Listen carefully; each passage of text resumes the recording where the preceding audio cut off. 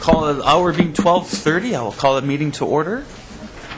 Right now we have with us Meredith Fergus from the Office of Higher Education, who's going to run through statewide longitudinal education data system.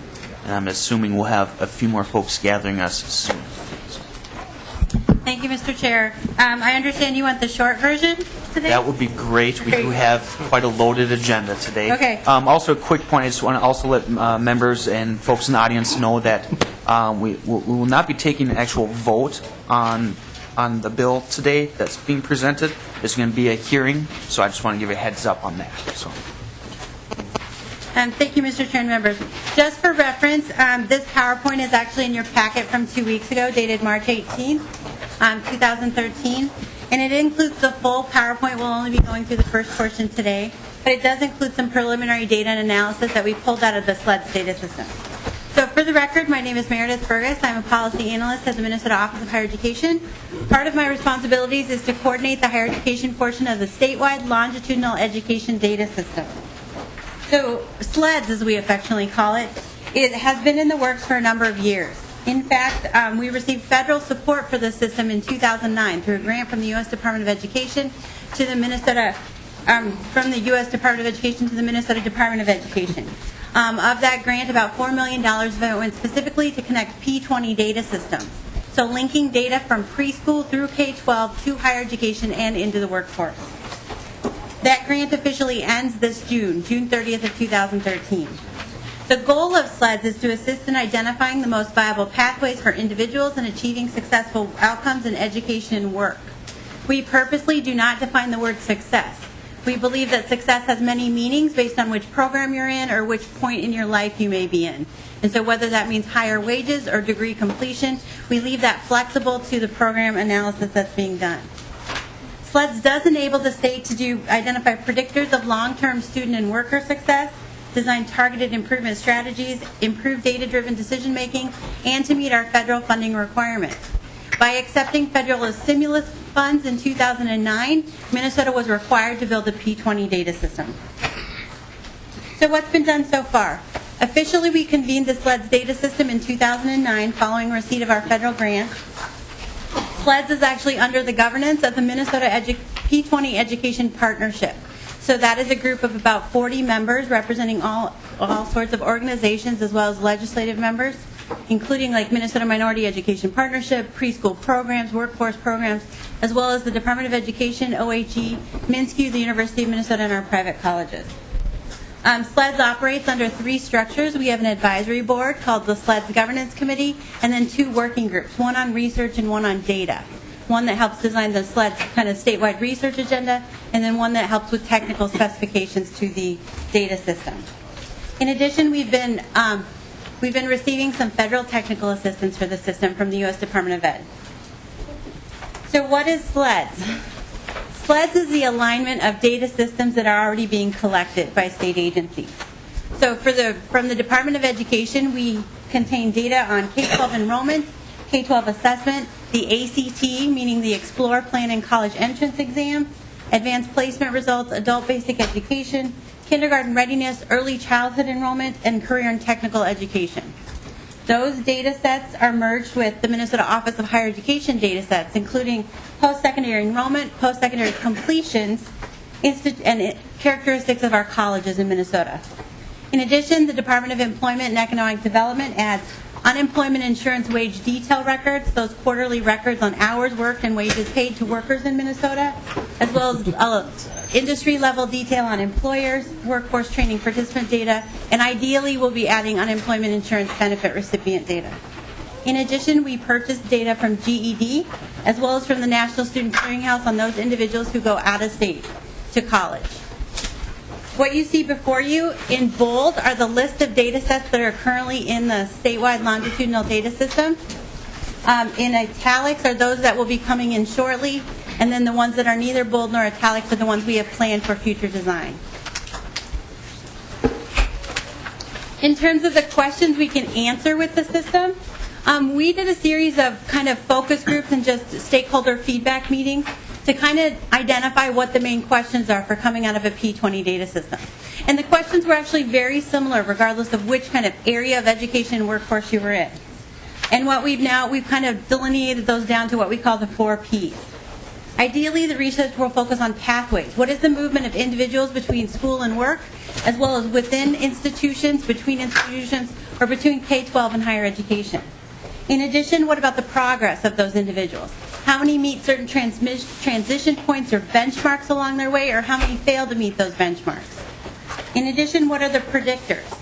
So what are the characteristics, patterns, or commonalities that can help explain why some students successfully transition or complete and what students do not?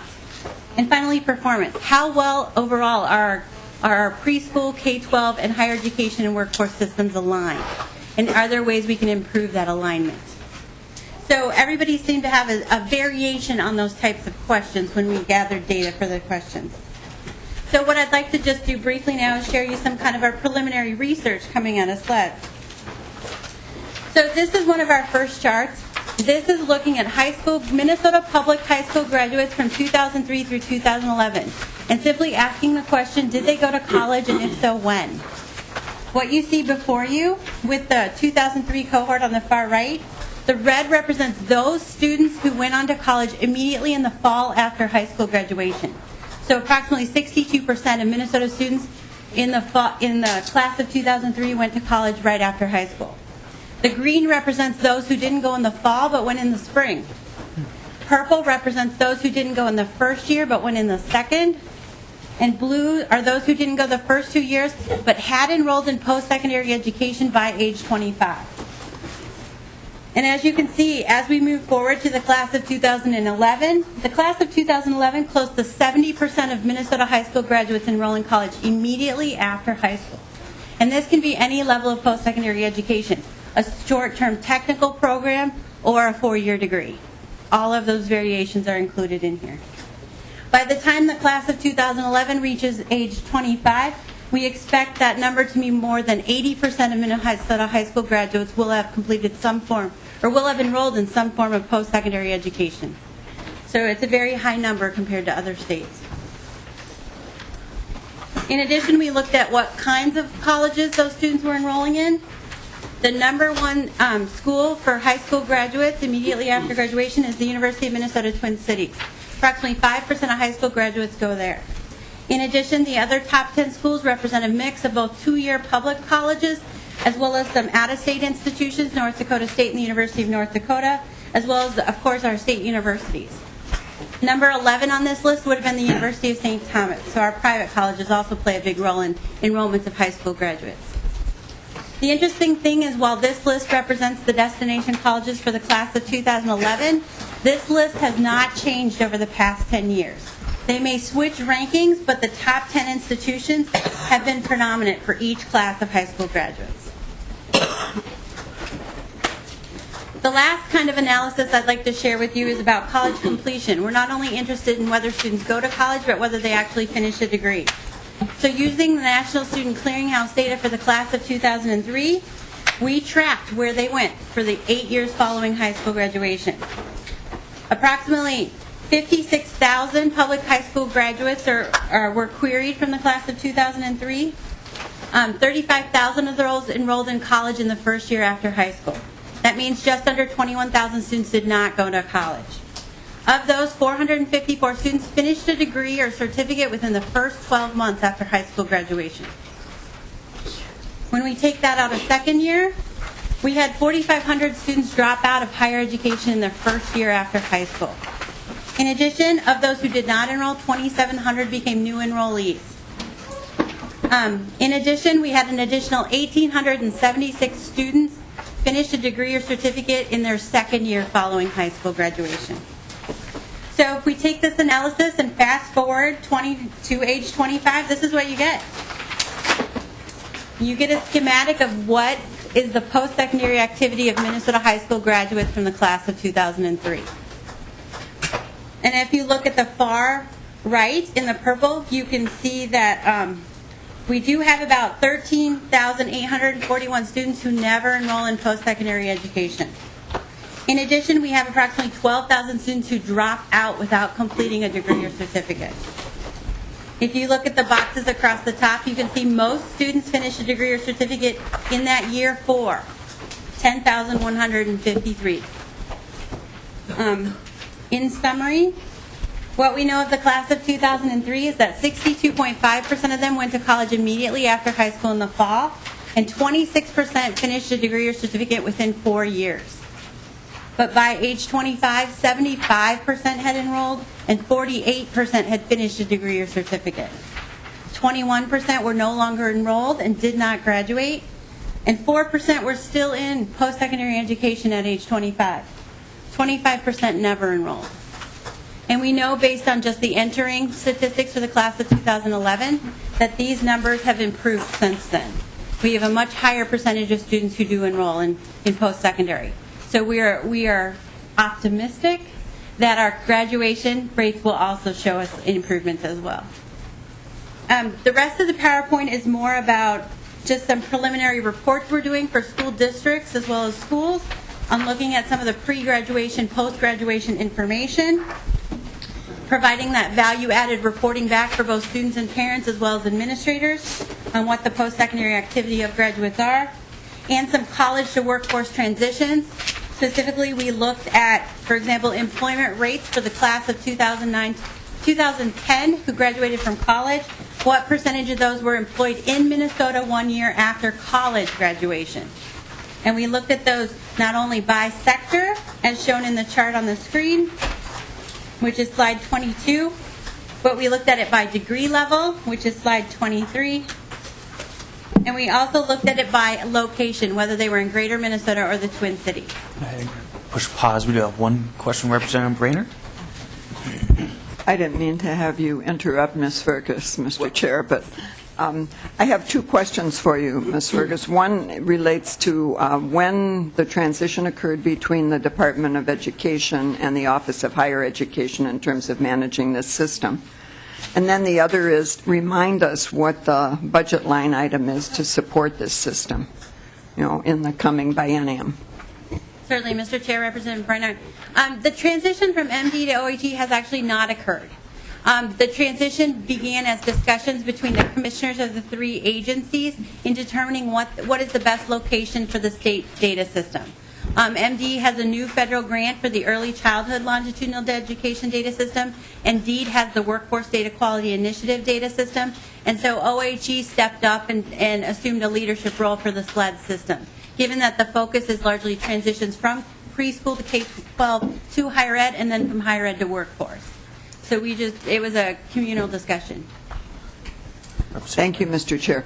Well, just from the K-12 side, I know that there's a whole range of proposals of potential data challenges and links to be made at the K-12 level. And so what I'm wondering about is the vision from the Office of Higher Ed that whoever manages this will continue to link to those systems, or will there be managers in all those systems? Because the uses, you're talking about the transitions, but within each of those systems, there's a whole range of data that we hope to milk out of a SLED system to help us make better policy decisions around assessment and, remediation and so forth.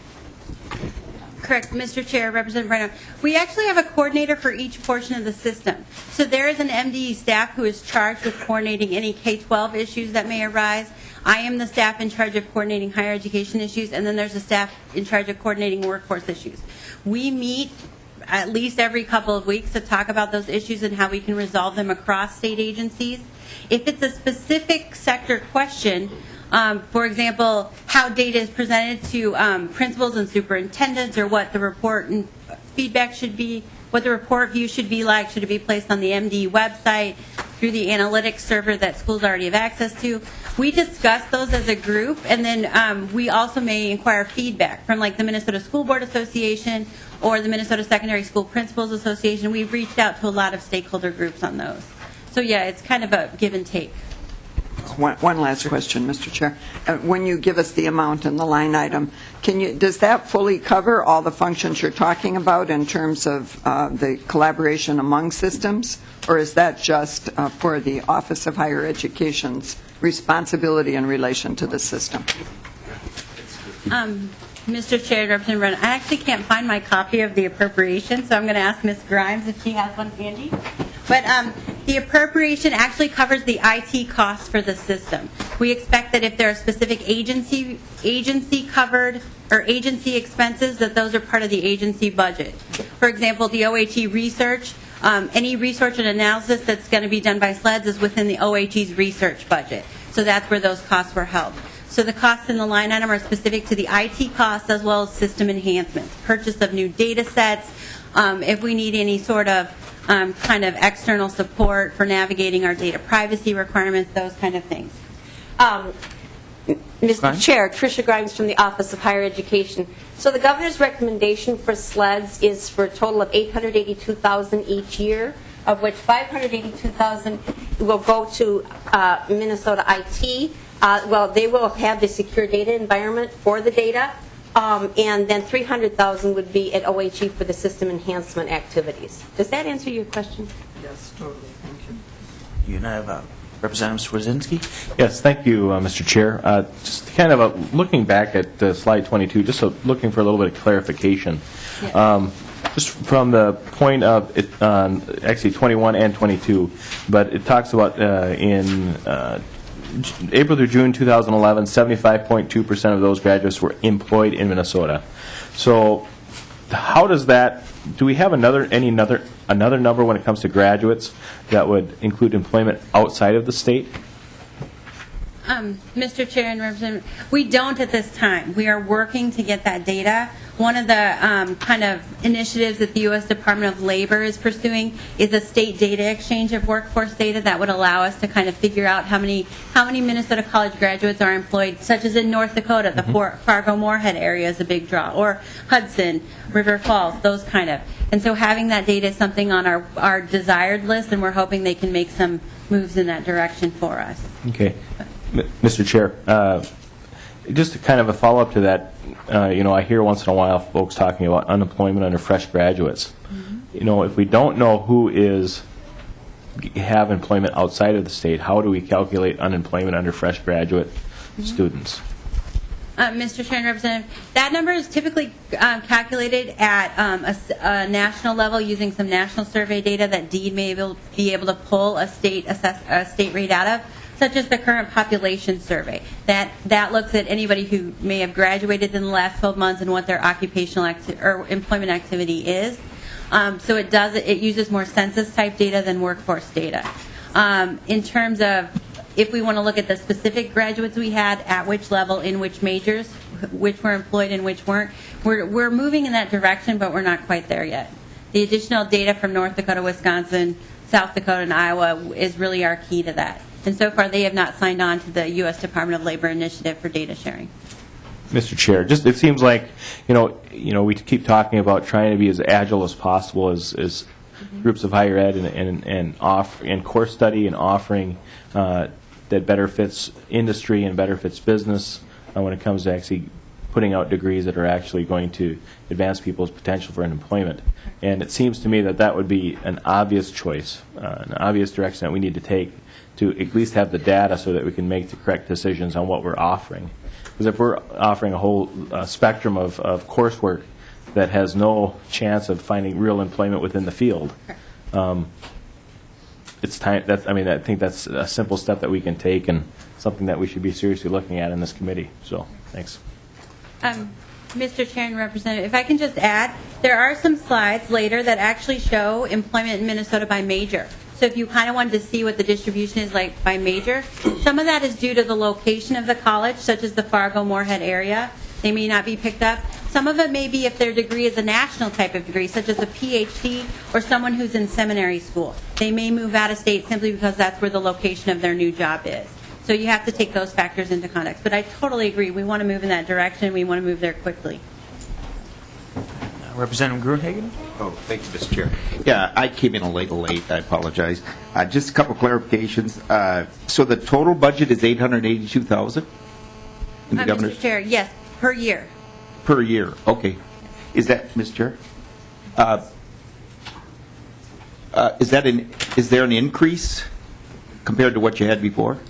Mr. Chair, our current budget is zero. We are completely funded Oh. by a U.S. Department of Education grant that will end June 30th. So this would add state money of 882,000. Correct. And, Ms. Chair, why is that additional 882,000 needed when we have so many other needs? You know, needs are unlimited, but and maybe I missed that in your presentation, but why is the additional money needed when you get funding from the U.S. Department of Education? Mr. Chair and Representative Greenhagen, that money, the U.S. Department of Education funding will end June 30th. Oh. So we truly have no funding after that. Okay. Thank you, Mr. Chair. You can proceed with the slides there. I'm actually done unless there's a specific slide or question. There are some slides 28 and 29 look at, of the 2009-2010 graduates, what their wage rates were and whether they were employed at less than full-time or full-time. About half of all graduates are employed full-time of those who find employment in Minnesota. And of those employed full-time, this is their wage rates. For certificates, they're just under $17 an hour. At the advanced level, graduate certificate, master's, and doctorate, they're between $34 and $37 an hour. So that's another analysis we did. We also included some mobility analysis, in which if they graduated from a college in Greater Minnesota, did they find employment in Greater Minnesota or move to the Twin Cities and vice versa? So there's just a series of charts that you can peruse at your leisure and let me know if there are questions. But that is all I have for you, Mr. Chair. Any other questions for Ms. Fergus? Well, thank you. This is a lot of great information you have here. So, Thank you. that will move on to agenda item number 5. We have testimony on proposed higher education budget proposals from some student and faculty groups. I think up first we have Matt Forsty.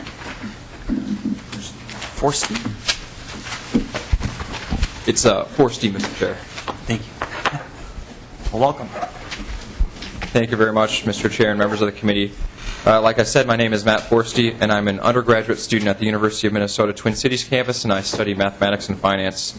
In addition to my academics, I serve as the chair of the Minnesota Student Legislative Coalition, so I represent students, all 70,000 students across the 5 campuses of the University of Minnesota. I really appreciate the opportunity to address you today about the work of this committee, as well as the university's biennial budget request, which I know you've all heard about. Over the past few months in this committee, you've heard a lot about the rising costs of pursuing a post-secondary degree in the state. As a result of increasing costs and dramatically declining state investments over the past decade, the University of Minnesota students have faced tuition rates that have more than doubled in the past decade.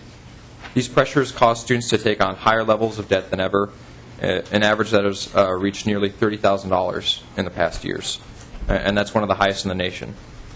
Myself and other students are spending more time than ever working to help pay for school, and that's just one consequence of this, and that consequence is it's making us spend less time on academics and pursuits and career-focused development, and more time on worrying on paying for school and taking part-time or even full-time jobs.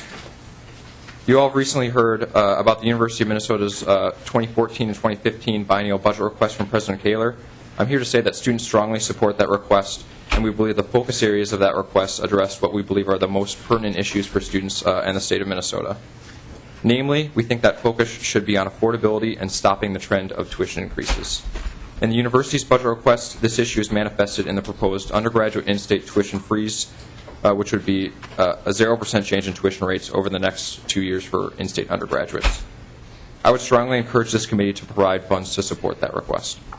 The university's request also contains a number of other high-priority proposals, and those include a strategic investment in research called the MnDrive proposal, which we've heard much about, as well as a proposal that would provide loan forgiveness for students in healthcare professions that work in underserved areas after graduation. And I understand with budget targets that have been set, there will be a lot of decisions that this committee will have to make about priorities. But with that in mind, I would encourage you to strongly reinvest in the University of Minnesota and higher education to keep costs contained for Minnesota students and families and help the university continue to provide world-class academics and research in the state for the years to come. Thank you very much. Any questions for Mr. Forsty? All right, well, we'll continue with our testimony on the budget for higher ed here. Next up, I think we have Damon Kapke.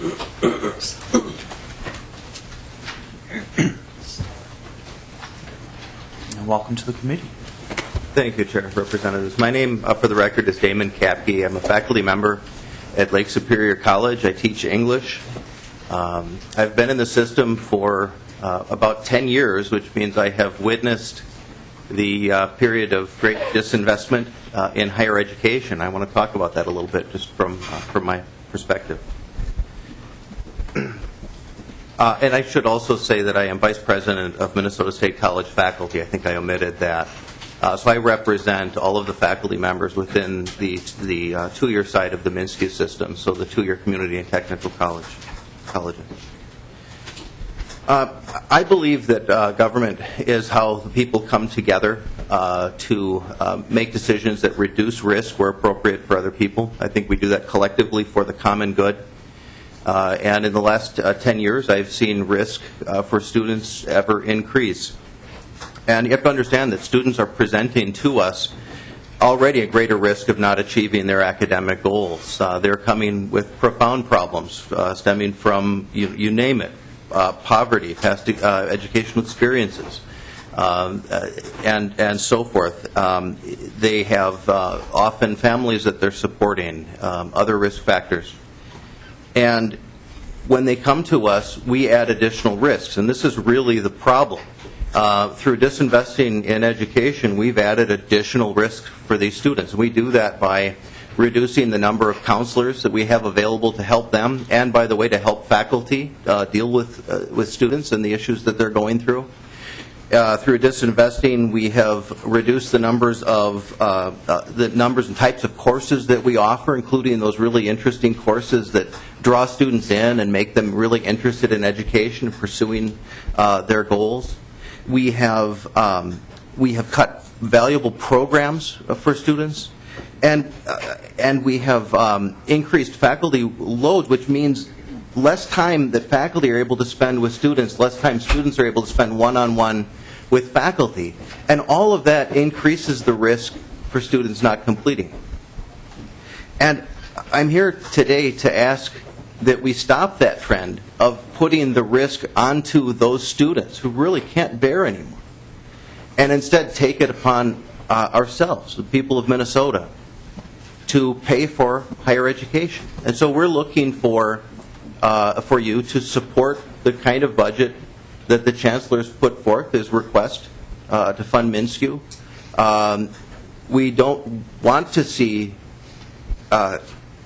gimmicks to try to buy down tuition. We want low tuition, but we don't want that at the expense of funding higher education.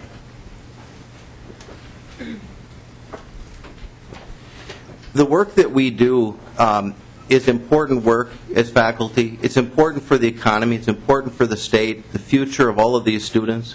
And it doesn't come free. None of it is free. It takes an investment. We are ready to invest our time in rethinking how education happens in Minnesota. We are more than willing to think about changing how we use technology, improving what we do, and we all know that there are ways in which we need to improve.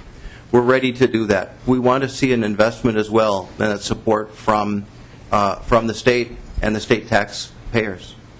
Chair, thank you. Thank you, Mr. Kapkin. Questions for Mr. Kapkin? All right. And next on, thank you very much. Thank you. Next up, we have Russ Stanton.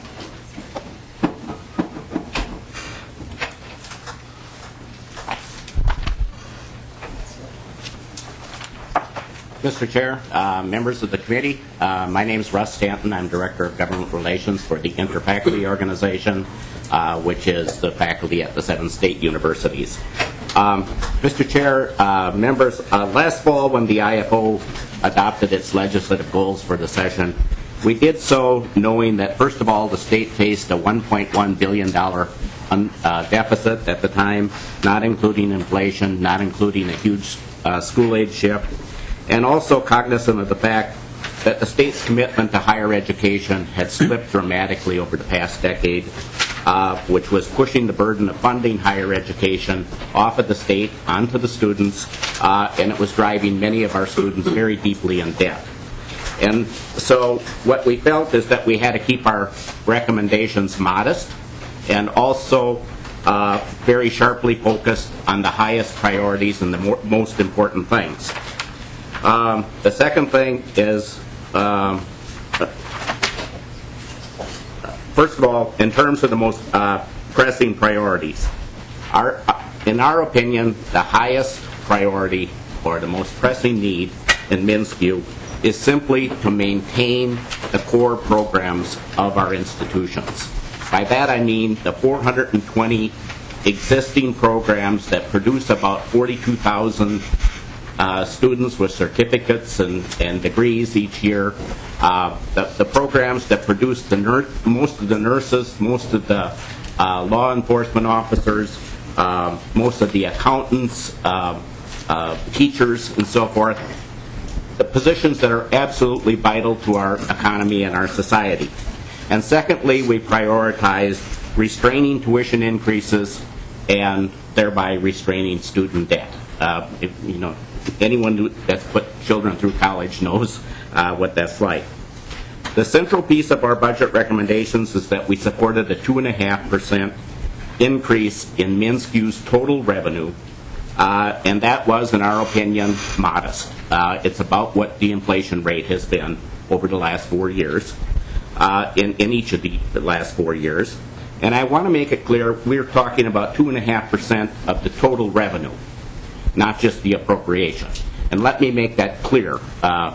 MnSCU's revenue is made up of two parts. First of all, there's an appropriation, which this year is about $545 million. And it's also made up of $829 million worth of tuition. And if you're going to increase 2.5% the revenue to keep pace with inflation, it's going to have to be 2.5% of the total, which is 2.5% of $1,375 million, which amounts to $34 million in the first year and about $68.8 million in the second year of the biennium. And we think that the state should pay all of that this biennium. If they did, we think that MnSCU should hold tuition at current rates and not increase tuition. And if you did that, what it would mean is tuition would not go up. Students should not be, we should not be increasing student debt, and that we would be covering inflation for the first time in many years, and we could at least start making progress to the statute that's been on the books for many, many years that says the students are supposed to pay 1/3 of the cost and the state's supposed to pay 2/3 of the cost. At least we'd start making progress back toward that. However, if the state cannot come up with the 2.5% of total revenue, our position would be that tuition would have to rise. For instance, if you could only come up with $77 million over the biennium, then it would have to raise 1% each year. We believe it's absolutely necessary to have a 2.5% increase in revenue because, frankly, MnSCU has been shelled out over the last decade in terms of its funding. I passed out a spreadsheet, I don't know if it's been passed out, which shows what's been happening to funding within MnSCU over the last number of years. And if you look, in 1999, the state appropriation to MnSCU was $549 million. This year, that we're currently in, it's $545 million. The problem is since 1999, we've had enrollment growth of about 47,000 students, full-time equivalent students during that period of time, with no additional funding for them, and we've had 37.8% inflation over that period of time. That went unfunded. If you look more recently, the annual appropriations to MnSCU dropped from $665 million in fiscal year 2008, which was the start of the recession, down to $545 million. That's an 18% drop, about $120 million a year. And so how was that absorbed? Well, most of it was absorbed by the students through higher tuition. You shifted it onto the students, and as a result, they're going very deeply in debt. But the funding shortfalls have also been absorbed by cutting state programs, cutting educational programs, cutting sections, increasing student-faculty ratios quite substantially, and also less competitive compensation. And I want to point out that less competitive compensation is an important issue. We recruit nationally for faculty all over the nation, and when right now our funding, our faculty we're currently in our 4th year of a pay freeze. Our faculty salaries are now below average, and compared to comparable institutions across the state. And what that means in a free marketplace is that when we go out to hire, when our faculty departments go out to try to hire new faculty, the market is already 50% picked over by better paying institutions. That is not a good place to be in terms of quality. That's not a good place to be in terms of student quality of programs for students. We did not propose any new initiatives in our proposal in terms of funding.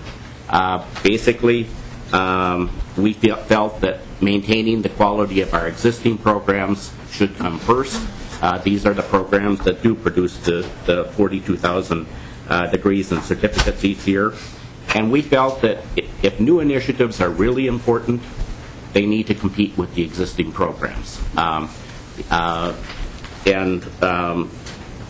What we need to do is reallocate money from existing programs to cover the new initiatives. For that reason, we do support MnSCU's proposal to reallocate $44 million by consolidating back office operations, etc. Mr. Chair, I should check my time. I've been attending your hearings for the last several months, and there's a couple of issues I do think I would like to address that have come up at those hearings. First of all, we really appreciate Governor Dayton's proposals for higher education. This is the first time I can remember, I've been around here 40 years in one capacity or another, first time I can remember when higher education was got the biggest percentage increase of any sector of the budget. However, we think that the distribution of those funds between the systems, the $80 million to U of M, $80 million to MnSCU, $80 million to Office of Higher Education, is balanced only in the most political sense of the word. It does not take into account the size of the systems. The MnSCU institutions have more enrollment than all the rest of the systems put together. It does not take into account the budget base that you're adding that $80 million to. And so, for instance, $80 million added to the OHE budget is a 23% increase. $80 million to MnSCU in the U of M is a 7.3% increase. And we think that that could be more balanced. Also, the proposed tuition recognition grant, the tuition recognition cap, is being increased 28% in the OB proposal. But not one penny of that increase will go to a state university student because they're under the cap already, and very few, only a handful of technical programs at the most expensive schools will receive any additional money. That proposal all by itself is nearly $70 million in the biennium, and not a penny of it goes to a state university student. And we think that, first of all, the increase is excessive, and we don't think that the proposal is balanced. I did hear that the Office of Higher Education said that in totality, the changes to the state grant program help every student, every recipient of financial aid. And they gave an average. But what that average disguises is that it's unevenly distributed. The average increase per year under the total proposals put together is about $37 per year for a state university student, and it's about $900 and some for a University of Minnesota student. And so we hope that you'll take a look at that. We do support OHE's proposals for increasing the LME. When you increase the LME, every single student gets an equal dollar increase in their grant, and by definition, it's equally proportioned between the systems. We also support the Minsky proposal to try to do more for our part-time students. I hear constantly that from faculty that these students, they're tired when they come to class, they're trying to balance family responsibilities, they're trying to balance work responsibilities and school responsibilities. It's affecting their performance, it's affecting their completion time. For some, it affects whether they complete it all. And anything you can do to help them would be appreciated. With that, Mr. Chair, I'm going to try to cut this short, except to say, you know, I came here 40 years ago as a freshman legislator and served in the Higher Ed Policy Committee. And what I see happening to higher education in the recent decades just makes me want to cry. I mean, we used to, you know, up until the 1980s, 80% of the cost of instruction was picked up by the state.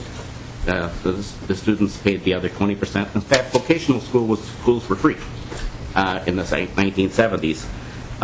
Now, the state pays about 40%. The students pay about 60% of the cost. We used to rank near the top in terms of per capita funding of higher education. Now we're 23rd. We're not only behind North Dakota, which is second, and Iowa, which is fourth, and Wisconsin, which is 13th. We're behind Mississippi. We're behind Alabama. We're behind Kentucky, states that we used to kind of look down our nose at.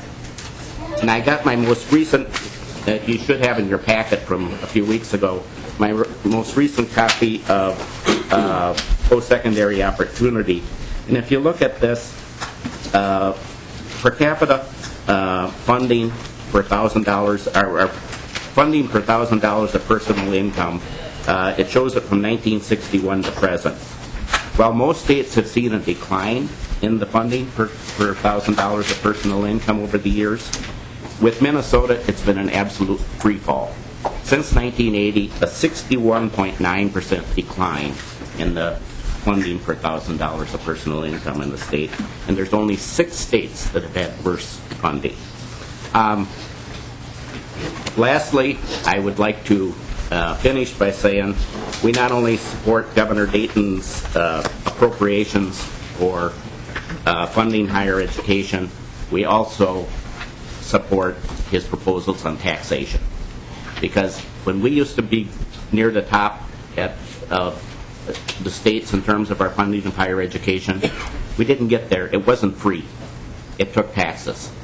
And the only way you're going to turn around these horrible slides in higher education funding is to back it up with the taxes to properly fund it. So with that, thank you. One question, Representative Swazinski. Thank you, Mr. Chair. Just kind of looking at your sheet of paper that you hand out, Mr. Stanton, we look at fiscal year 2012, and it says it's a projected amount of students enrollees. When we're looking at this for a year, it's 53,803 students. How has that number been?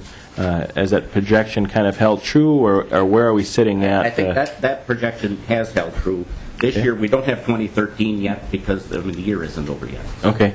And then you kind of mentioned, so, this is kind of the baseline, what we're looking at for the budget. What do you perceive, for an ask potentially next year when it comes to potential increases? Where do you feel like that would be needed for the, potential moving out into the future? Well, what our proposal was 2.5% each year. Okay. And that's about what inflation has been like. Thank you. So that 2.5% rate when we're looking at higher ed, that's kind of, you're just looking at general inflation across the economy when you're calculating that. What are you looking at just within the field of higher ed when it comes to per year increase in cost? So you're notwithstanding state subsidy, notwithstanding, what are you looking at per year growth just within the Minsky system when it comes to the actual cost of delivering education? Are you looking at 2.5%? There is an index called the Higher Education Price Index. I don't have the number. Oh, you don't? Okay. Okay. Thank you.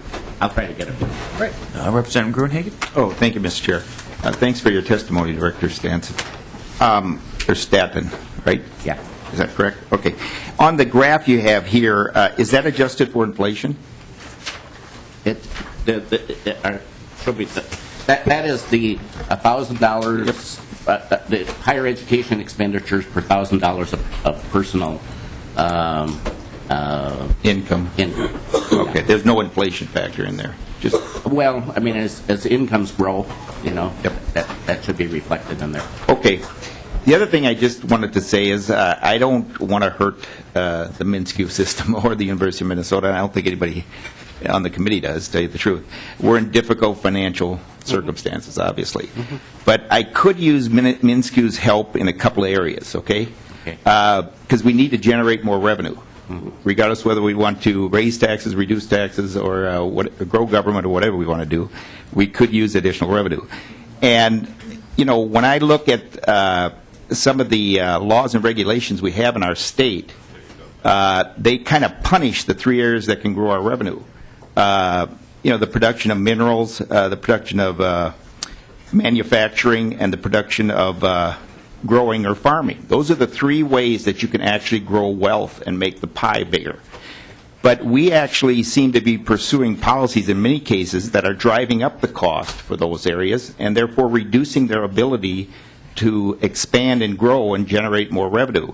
And I'll just give you a couple examples. With electricity, we've passed in the past and currently are considering laws that will drive up the cost of electricity for our businesses and families, and even for our institutions. And to me, it's completely unnecessary. We should be pursuing policies that bring our electricity rates down.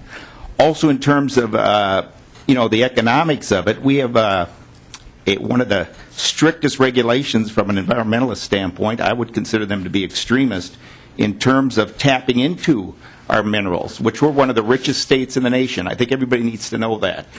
We've got more wealth in this station in terms of minerals than almost any other state in the country. We've got trillions of dollars, okay? And we're bottling it up, and we're not using it. So if MnSCU can get behind reasonable proposals in these areas that will generate additional tax revenue, I'll be more than happy to vote for more money for you. But if we're going to go this direction of higher taxes, higher regulations, and punish these three areas, which is going to produce lower tax revenues, then I'm going to have a hard time coming up with the money from families and businesses to fund those requests. So I just appreciate if you think about that. Thank you very much, Mr. Stanton. And next up, we have Mr. Sabin.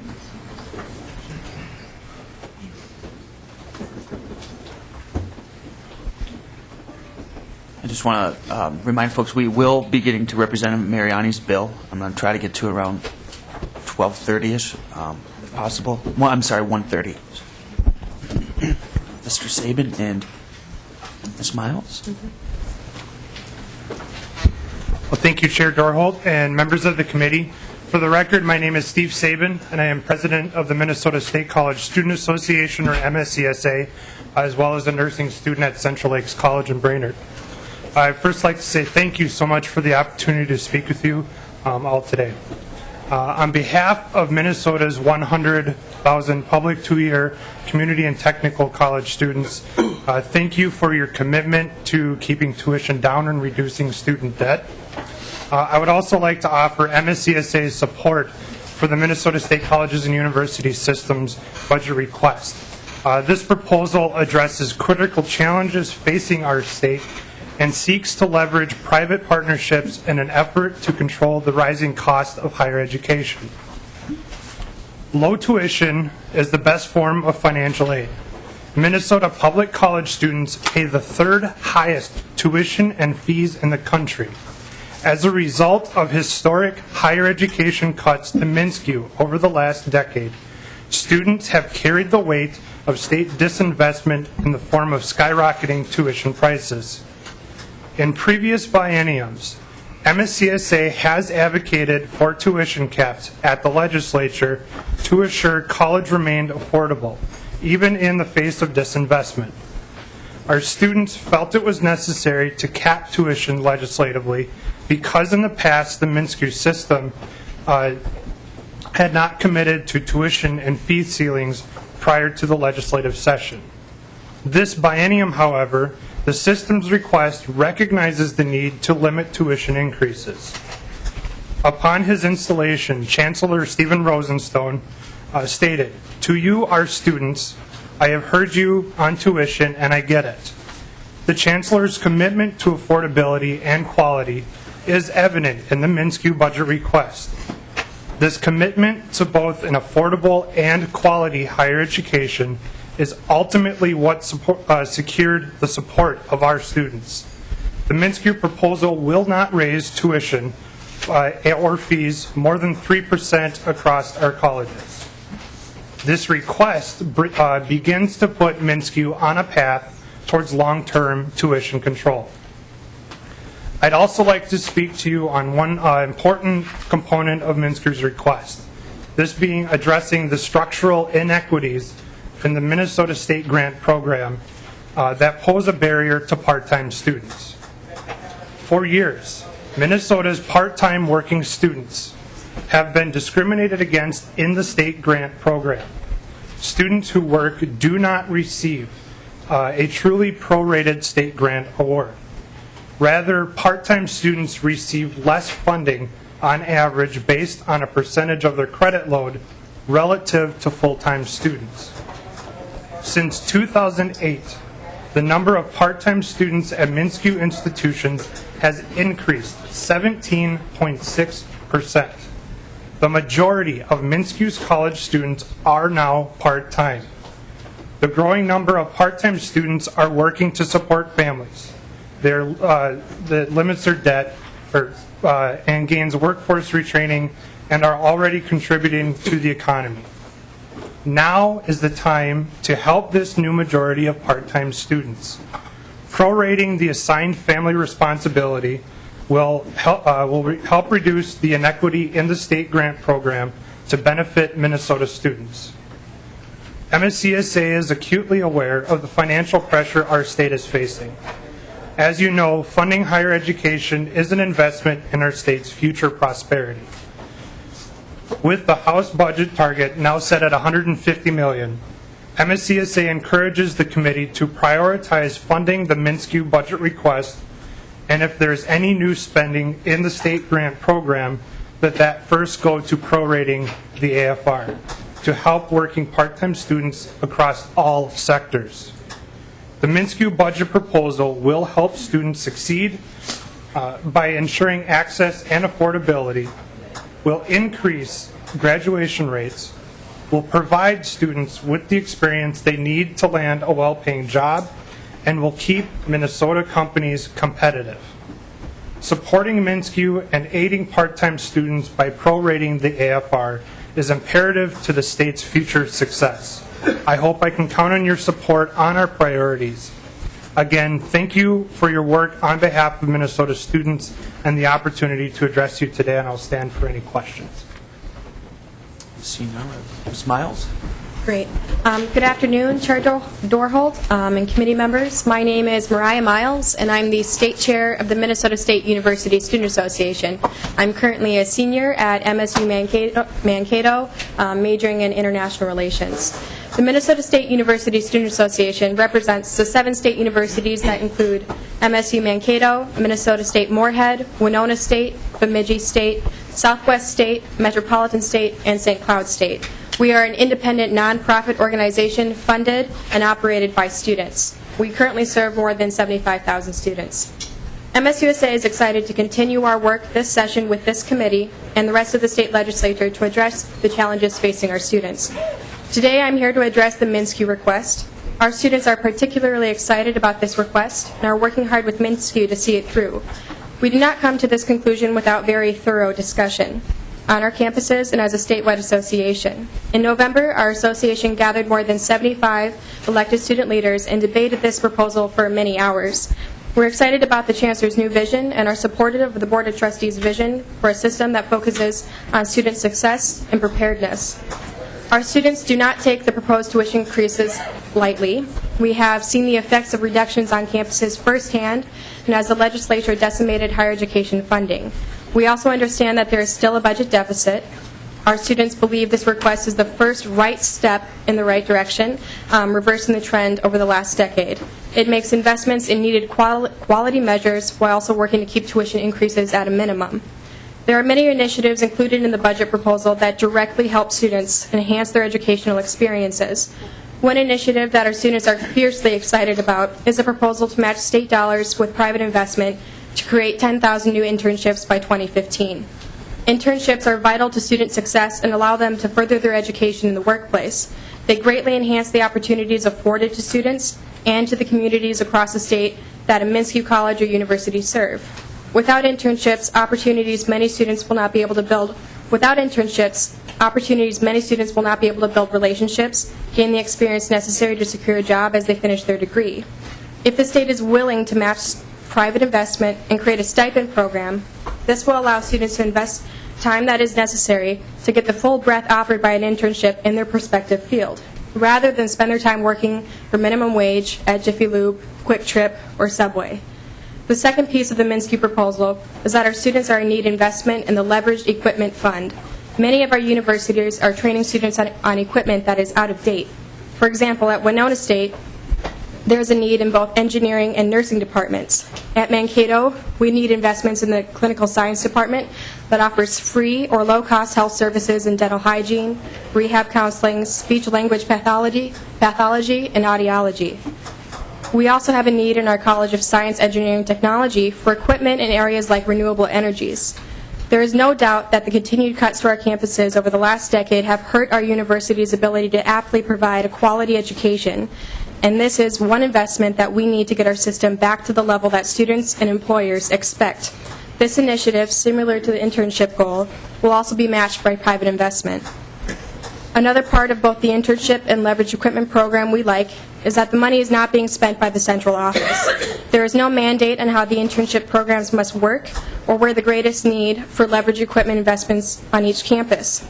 Those decisions are left up to our campuses to decide, because an internship program that will work at Winona will most likely not work at Moorhead. The local autonomy will allow these programs to excel at each individual campus. As a student at Mankato, I appreciate this facet of the proposal and see the need for this funding on a daily basis. I've already been approached by community businesses and faculties about these opportunities. I can tell you this week I've gotten emails about these opportunities still, and I'm actually becoming a little pestered by the businesses, but it's a great pester to have, and I hope to see this through. The final piece of the Minsky proposal that students support is the investment in our faculty. Our faculty have been saddled with a pay freeze for 4 consecutive years. Without quality faculty, the $30,000 in debt we're graduating with on average is not worth the investment. We need to support the retention and recruitment of high-quality faculty. I'm sure many of you have figured out as you have moved through your various careers, it is not simply the business or institution that produces success. It is the talented people, the motivated staff, and the eager customer that have produced great results. We have every part of that recipe at our universities. We just need your support to make these dreams and opportunities come true. I want to end by saying thank you to the committee for the hard work you do, and say that students know how badly you want to help. We are also very appreciative of the governor's proposal, and we hope to see that through to make sure it reaches our students in the best way possible. We really do appreciate your time and energy you put into this process, and I'll stand for any questions. Do you have any questions? Well, thank you very much for your presentation, for your hard work. Thank you.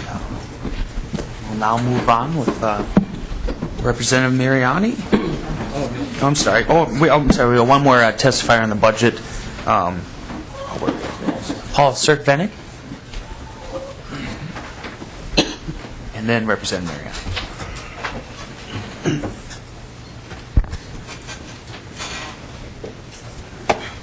Mr. Chairman, members of the committee, I'm Paul Serk-Vennick. I'm the president of the Minnesota Private College Council. I have some slides, and I have a little technical help here getting those up on the board. I understand you have a bill, so I'm going to try to breeze through the first few slides and spend a little more time on the last few. I want to try to do 3 things in my testimony. Give you a little sense of the role private nonprofit colleges play in higher education in Minnesota, address questions of tuition and debt at our colleges, and speak to the importance of the state grant program and our views on how to best invest dollars in that program. Our 17-member institutions are all private, nonprofit, charitable institutions. They have a core commitment to a liberal arts education, And they all have missions that serve a fundamentally public purpose, which I would summarize as providing high-quality educational opportunities that prepare students for professional and personal success and for service and leadership in their communities. As you know, our colleges receive no direct state appropriations, either for operating support or capital funding. Only a small share, about 2.7%, of the total current state higher education budget impacts our institutions through financial aid which our students are eligible to receive. Now I'm going to go really quickly through this next 5 or 6 slides in light of the time. We enroll about 58,000 students this past year, which is nearly as big as the University of Minnesota system or the 4-year enrollment in the MNSCU system. 43,000 of our students are undergrads, and 72% of those students are Minnesota residents. We also attract students from around the nation because of the high-quality opportunities at our school. We grant about 28% of the bachelor's degrees every year in Minnesota, including a much higher share of degrees in fields that are of critical importance to the economic strength of the state, fields such as the physical sciences, chemistry, physics, mathematics, statistics, 4-year nursing degrees, and so on. Our colleges are committed to serving students from all walks of life, and as a result, our student population really reflects Minnesota. 1 out of 4 students at our schools come from families with $50,000 or less in income, which is about the same as the enrollment in public institutions in Minnesota. 1 in 5 of our students are first-generation students, and 27% of our students have incomes low enough to qualify for a Pell Grant. We have a significant share of transfer students, including transfers from the 2-year and 4-year public institutions in Minnesota. And 14% of our students are non-traditional undergraduates, meaning they're 25 years or older. And 6 of our colleges offer specialized weekend, evening, and online degree completion programs aimed at non-traditional students. Finally, our schools are diverse. 18% of our first-year students in fall of 2011 were students of color. And since 2002, our enrollment of white students has declined 2%, while our enrollment of students of color has increased 104%. Finally, our graduation rates are not only the highest in Minnesota and the Midwest, but among the tops in the nation. If you look only at private colleges, on a state-by-state basis, the average graduation of MPC graduation rate of Minnesota Private College Council schools ranks 5th nationally. Now let me say a couple things about affordability and debt. As this graph shows, published tuitions at our colleges have risen at about 6% per year over the last decade. But at the same time, our colleges have increased institutionally funded aid by 11% per year. Now, in order to sustain that 11% annual increase in financial aid spending at our colleges, our institutions have had to really aggressively restrain the spending in all other areas of their budgets.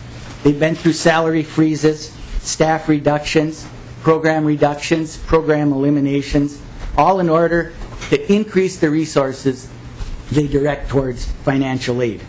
Institutionally funded financial aid, not state and federal aid. The result is that net tuition, the amount of tuition students actually pay at our colleges, has actually increased at about 3% per year over the last decade on average. And even more importantly, when you look at tuition over the last 5 to 7 years at our schools, you see the effect of their sustained commitment to providing financial aid themselves. Net tuition at our schools has essentially been flat since 2007.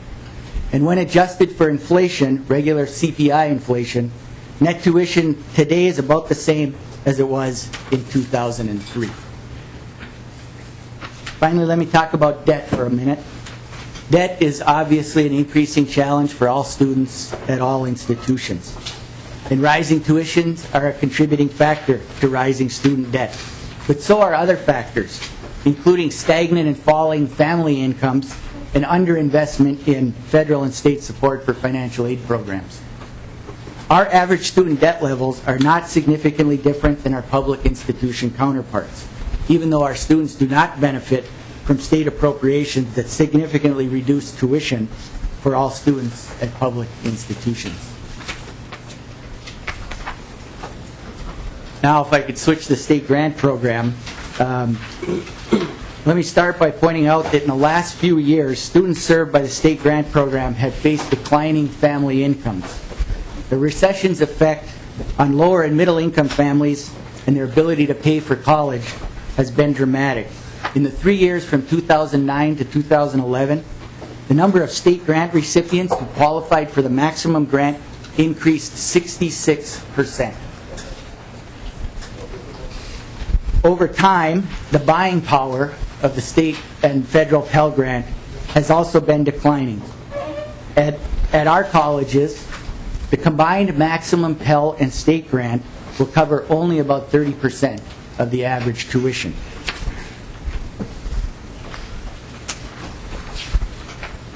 Of the entire state budget for higher education, about 11% is currently spent on need-based financial aid awarded directly to students. And only about 2.7% of all higher education spending goes to students at MPCC colleges through the state grant program. This spending on students at Minnesota's private colleges is a great value and a great investment for the state. For only 2.7% of all higher education spending, our colleges produce 28% of all the four-year degrees in the state. We deeply appreciate this investment, and our students deeply appreciate it. We want you to know that we're strongly supportive of Governor Dayton's proposal to invest an additional $80 million in the state grant program, and we agree with his priorities to increase the 2-year and 4-year tuition caps and to raise the living and miscellaneous expense allowance in the grant program. These proposals will help all students and will base grants for students on actual costs of attendance at public institutions. Now let me talk about raising the tuition cap for a minute. Raising the tuition caps and tying them to the maximum tuition levels at 2- and 4-year public institutions is important to ensure that financial aid grants are based on actual tuition costs, at least up to the level of public institutions. For many years, the 4-year cap was actually well above the tuition at the University of Minnesota. Now it's about $3,000 below the U of M's tuition. Within the coming biennium, the tuition at some 2-year colleges is going to exceed the 2-year cap.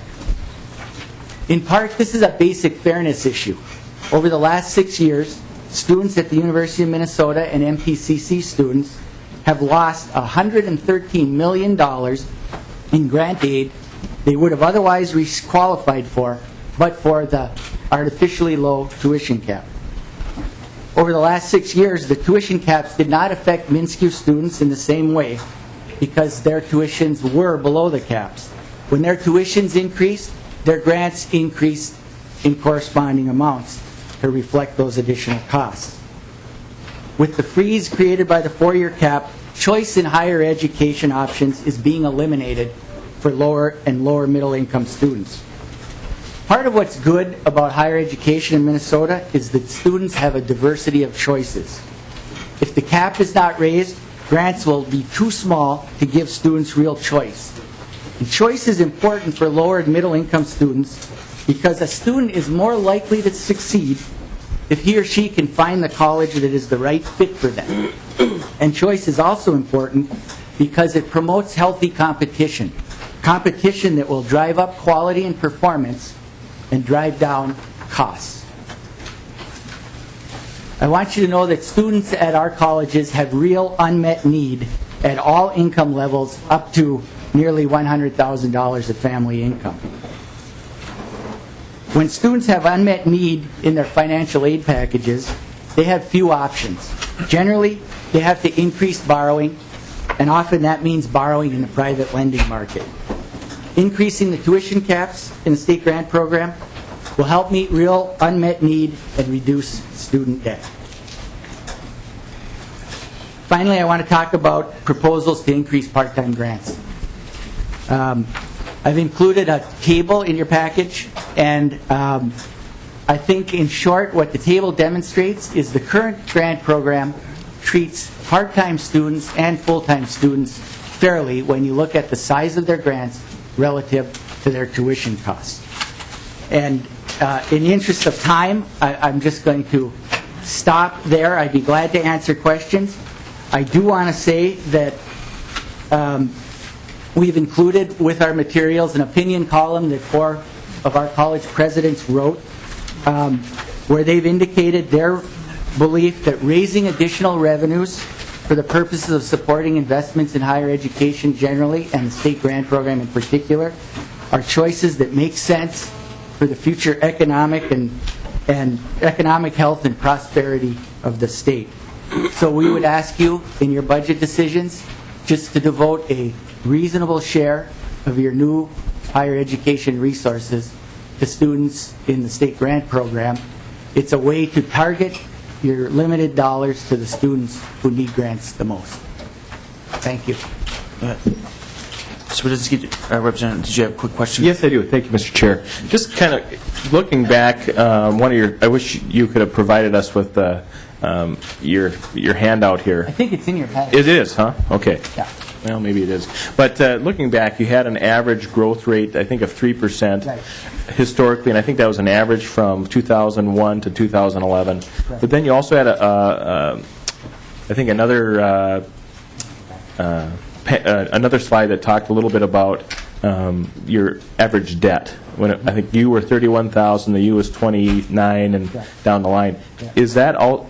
Could you provide some other numbers that maybe went back historically, rather than looking just at 2011, 2012, but look back that potentially follows that line? You know, if we're talking about averages and an increase, I know I have Mr. Stanton going to get some average increase per year when it comes to real cost within the public institutions.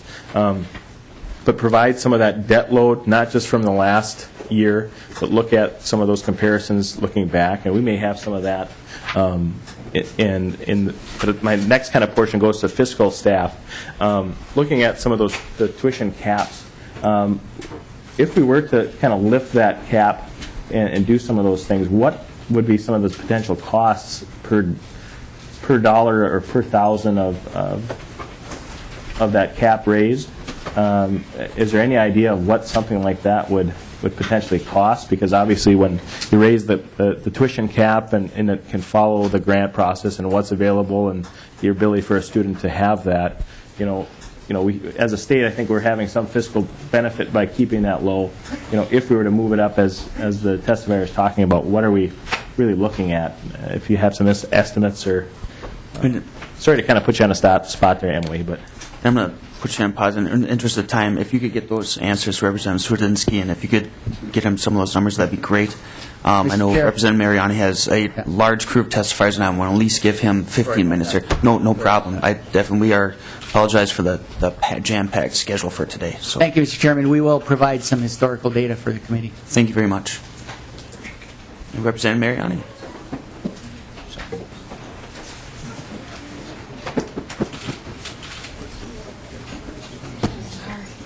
Good afternoon, Mr. Chair, members, and I appreciate I chair a committee, so I understand the difficulty of moving an agenda along, but it's good to be here this morning. And I just want to restate real quick for those of you who weren't here before, we're just going to give this a hearing today, and it will be laid over for further consideration for today, and we will be meeting again on Monday. Mr. Chair, members, I will try to move as quickly as possible. There are several folks that would like to also say a few words. I think it's important that you hear from them. It is my deep privilege to bring before this committee House File 875. 875 is about expanding educational opportunity that will produce a more prosperous Minnesota for all of us. So it does two things. It expands educational opportunity that leads to more prosperity for our state. We are a people in Minnesota who believe in the power of education, a power that advances individuals and a power that makes us a stronger state. It's so powerful, members, that we have committed ourselves to making educational opportunities to Minnesotans available regardless of income, regardless of whether they come from rural communities or from urban poor communities, or regardless of what their race is. House File 875 continues that proud and smart tradition by including Minnesota's undocumented immigrant students in our state's student aid program and in eligibility for in-state tuition rate if they meet 3 conditions. 1, have attended high school within Minnesota for 3 or more years, and 2, have graduated from a Minnesota high school or attained the equivalent graduation credential, and 3, have filed an affidavit that they will normalize their immigration status with the federal government. House File 875 also makes it possible for public post-secondary institutions to use private sources of funding to provide scholarships for these students without simply referring them to those opportunities outside of their own institutional processes. Our nation, members, is moving steadily to making sense and order out of our immigration issues. Meanwhile, states as politically diverse as Texas and California have already taken the steps in House File 875 in order to strengthen their own state. And to that, I would refer you to the handout on page 3 that has a nice grid of action that's happened, different action that's happened across many states. The fiscal note shows a one-time upfront cost of $100,000 for the Office of Higher Ed to establish a process to process these students. The fiscal note also estimates that about 333 students will apply, and if the state wishes to keep the average state grant at the same level, it will need to appropriate an additional $539,000 per year. That's if the state wants to keep the state grant at the same level as it is now. However, the number of students, members, that are estimated to apply is only 0.2% of students enrolled in our public post-secondary institutions.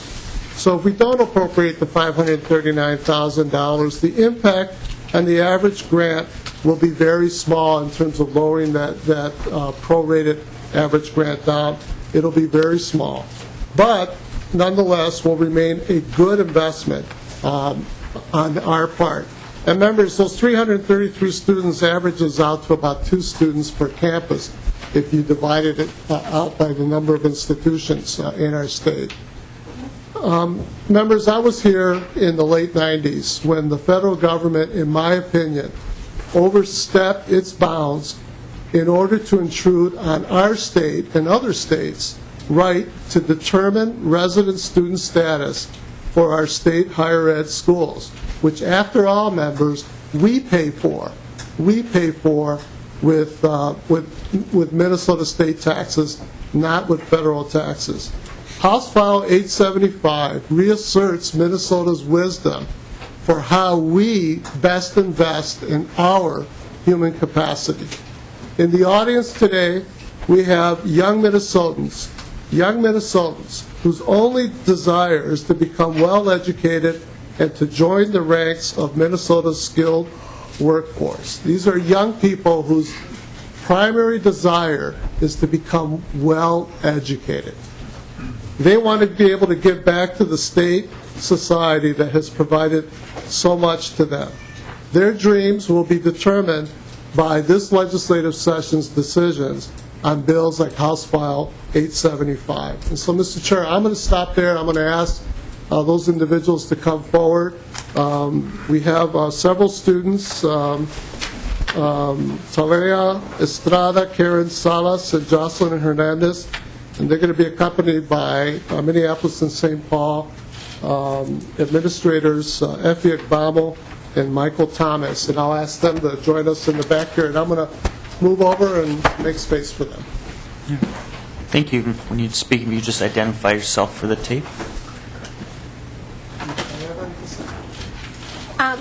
Mr. Chair, members of the committee, a pleasure to be here today. My name is Talia Estrada. I was born in 1995. At the age of 4, my parents left the United States to left my home country to begin a better life due to the fear of losing our lives. After celebrating my 5th birthday, me and my older brother were ready to fly into the U.S. And little did I know that was going to be the last time I would see my family. I came here in 2001, and I enrolled in school 3 days after my arrival, so I began kindergarten like any other precious child who was born here. And years passed, and I started to forget my past. I learned a new language, a new culture, a new way of living. And the U.S. became my home. Minnesota became my home. It wasn't until high school till I realized what a Social Security number meant. And that's when I began to run through many closed doors. I knew my life was going to be a lot harder than others, but I wasn't going to let that stop me. With my situation, I have become a very dedicated and unstoppable dreamer. I'm now a senior at Central Senior High School in St. Paul. I have done more than 40 hours of volunteer service at hospitals, helping hundreds of patients, and I have involved myself in community events. I have a GPA of a 3.5, which means I have been an honor student since my freshman year. I've also exceeded high school requirements, and I have participated in a biology course at Hamlin University as a PSEO student. This all may sound very significant, and even though I have been accepted to the top universities of Minnesota, I still face the fear of how I'm going to pay my tuition, out-of-state tuition. My brother is a part-time student at Minneapolis State Technical College, and my parents still struggle to pay for his tuition every 6 months. Because I'm not eligible for financial aid, I am horrified to think about how this maybe would be the end for me. I know there are scholarships available, of course, but because of my situation, I'm only applicable for so little, which means I have to hunt for scholarships. It's frustrating to think that my GPA, my volunteer work, and everything that I have done is pushed aside just of a situation that I have no control over. I'm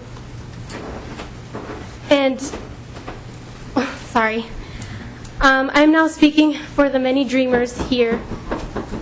And like I said before, we are not going to stop. We're going to keep fighting and look for more opportunities to help our lives just be a little bit easier.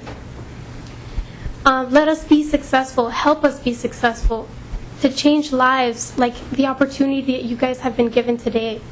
Please, we're asking you to support us. Thank you very much.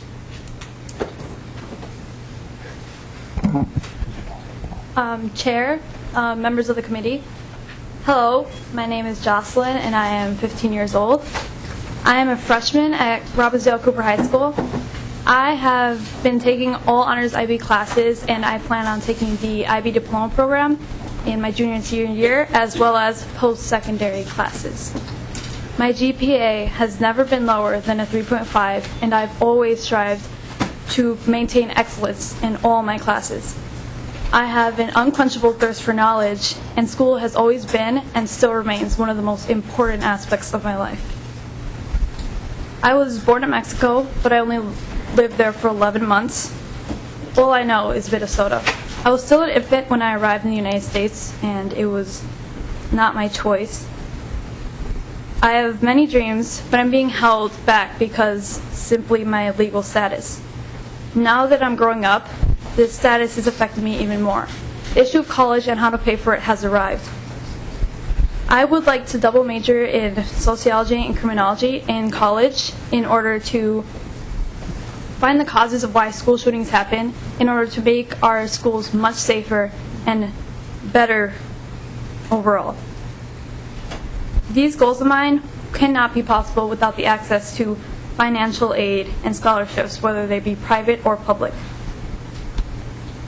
Being able to pay in-state tuition would also make this desire of mine more attainable. My 17-year-old brother is going to start applying for college soon, and after that, I will too. Those are 2, possibly 4-year college tuitions that will fall on my parents' shoulders in a very small time frame. Having access to financial aid and in-state tuitions will make my dreams of going to college possible. I want to help make this country a better place, as well as the state. We Dreamers are very talented young adults who have no criminal records, and we are honor students. All we want is a chance. The United States is the only home I know. I am but only a 15-year-old girl who desires an education.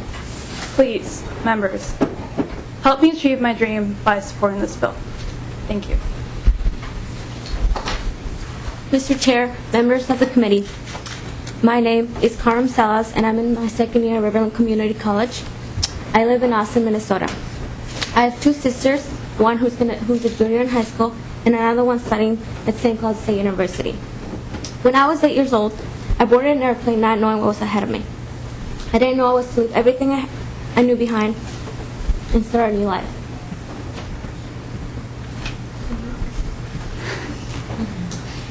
The minute I stepped into American soil, I was to learn a new language and make new friends and live in the shadows. As time passed, I became more and more accustomed to the American life. I started to see myself as a real American, even though I don't have the documentation. I've always worked hard to have good grades. Just like them, I also have a 3.5 GPA. My parents have always told me to excel in life. I try to volunteer as much as I possibly can, and I'm involved in a lot of different organizations like MSCSA and the AAUW. I've always believed myself to be a true American. I sing the national anthem just like everybody else, and I'm more interested about what happens in my town than anywhere else. It wasn't until I reached high school that I started to see myself differently. How could I be so different if I have the same beliefs as everyone else does in this country? There are many people in my town that believe I am going to be the future of Austin. They see the hunger and the need for higher education. They tell me I'm the future. However, even though they think I am the future of Austin, my chances of actually staying here and actually improving this town are very small. The older I get, the harder it has been for me to do a lot of things. Not being able to study, work, go to school have become huge obstacles that keep increasing as I get older. This bill is a form of myself and others to continue with our dreams. I will be graduating on May 17th from Riverland Community College with my associate degree in liberal arts. My goal is to continue on and study marketing and international relations. But at this point, I am not sure if I'll be able to continue. Currently, my dad is the only one that's paying for all the household expenses, and he's also paying for my sister's school expenses as well. Even though education is very important for me, I'm not sure if I'll be able to continue. This bill won't be just helping everybody, won't just helping me, but it will be helping everybody else. It won't cover all of my costs, but it sure definitely will give me a little help. It will allow me to pay for some of my education, and it will give me some in-state tuition to the university that I was accepted at for next year. It will also allow me to keep going with my dreams. In-state tuition is what I most need from this bill. I was once told that equality and equity are not the same. I, like many others, always thought that equality is what we strive for. However, for education, that's not right. Equity is what this bill gives, because this bill will allow us to get the education that we want, and at the place that meets all of our needs.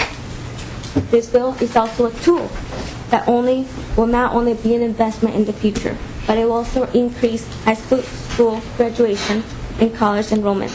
There are many of us that will definitely benefit from this and will contribute our success back into our towns. Representatives, I ask that you please let us continue with our dreams, that you let me and us continue with our studies and finish them.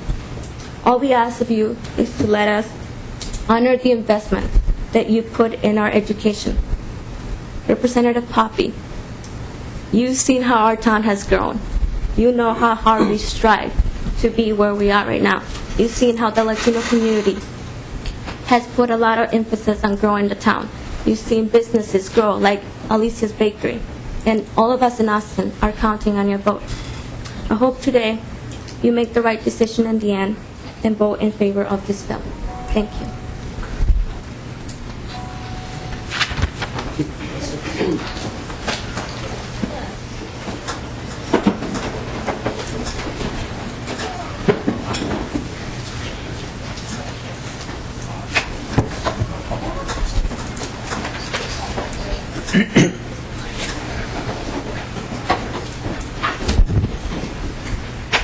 Good afternoon, Mr. Chair and members of the committee.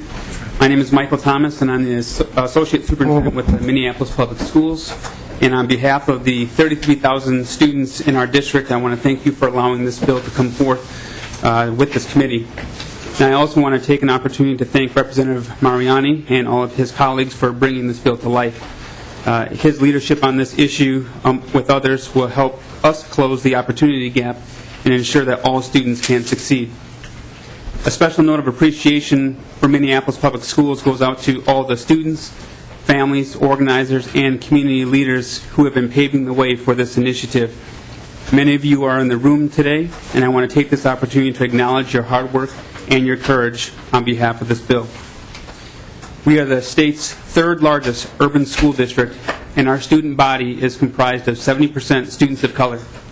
21% of our students are English language learners. Through the leadership of our superintendent, Dr. Bernadette Johnson, we supported 600 of our students to apply for deferred action. Our students are impacted directly by the bill that is being proposed to you today. Our Board of Education has established the English Learner Commission to dramatically improve academic outcomes for English learners, but we know that we cannot do this work alone.